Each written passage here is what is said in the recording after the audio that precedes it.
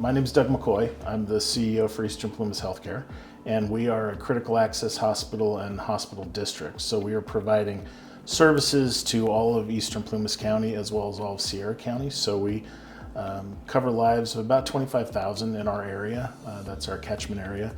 Provide a whole host of services from acute hospital services, skilled nursing facility services, outpatient medical clinics, outpatient rehabilitation, lab, ambulance, radiology, so the whole spectrum of healthcare for the community residents that we're serving.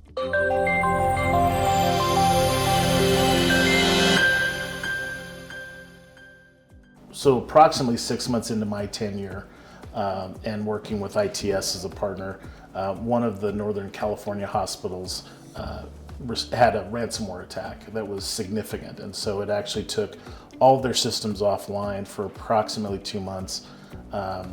Cost them in the neighborhood of anywhere from $20 to $40 million to get the information back, which then obviously identified the concern about, are you underinsured for those kinds of payments? So that was another discussion point. But that really then set us on a course in the first year of our partnership on looking at cyber and our network systems and where were our vulnerabilities. And so there was a lot of work and significant transformational changes that went on with EPHC that ITS led to be able to get us to a point where that was not something that we felt that we were susceptible for in year one. And looking back, prior to that relationship, there were a lot of opportunities for us to have the same situation occur here on campus. So glad it didn't, but even more proud of the fact that we were able to ensure that we did not have data breaches, HIPAA breaches, et cetera, that occurred after we put those in place. And those have continued all the way through the 5 years that we've had the partnership. Again, I referenced the area hospital that was fairly close, and having several hours of analysis from them on what happened, what went wrong, how did someone come in the back door, so to speak. I think we as clinicians, we as operators sometimes take for granted how many opportunities there are for a bad actor to infiltrate your system, and what areas that we need to look at. And so I think the first thing that was helpful was for ITS to share with me, here are all your areas of vulnerability, and do that cyber risk assessment to determine what do we need to tackle first. And here are the reasons why, here's the investment. So clearly define that, and that assessment was very helpful. And we would do that on an annual basis. It also helps from a standpoint of making sure that you're insured properly, or that you're not overpaying for insurance because you put systems in place. So it's a dollar savings.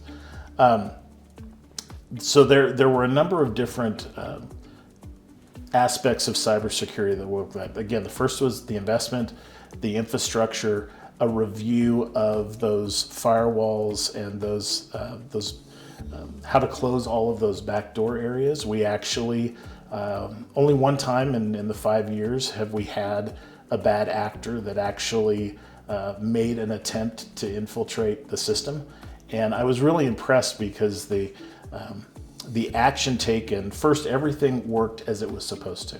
And we talked a little bit about the COVID situation, the changing of technology, and found that we had covered every area in the analysis with the exception of one minor offsite physician access to one specific software package that created, a little bit of a backdoor. And everything, when it occurred, functioned exactly the way that it should have. And I was very impressed because, of course, it's 2 o'clock in the morning on a weekend, and there was an immediate call to me on, we've had this issue, everything's worked as it should.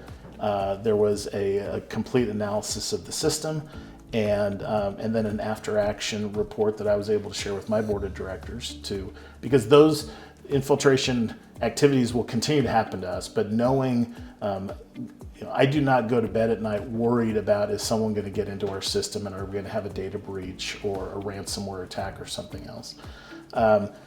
Implementation of numerous phishing campaigns to see, change the understanding of our staff on what they're looking at and how they're looking within our systems, what they're clicking on. Those have been going on for years. And then training behind that to make sure that people are understanding. That's been, I think, very helpful for us. A lot of work on secondary multifactorial authentication. In fact, it was ITS that identified that as we were moving into the implementation with our EHR system, that there was an MFA hole that had never been identified by this large-scale EHR company. And so we brought it to their attention and made sure before the implementation that that was fixed. Now, had it not been for ITS, operationally, we wouldn't have known. And we would have done the implementation and had the potential, our risk factor would have gone up significantly. And it also then, as I shared, there were 4 other facilities that implemented the same system after we did. So this ensured that their systems also had the MFAs in place. So that was really beneficial for us.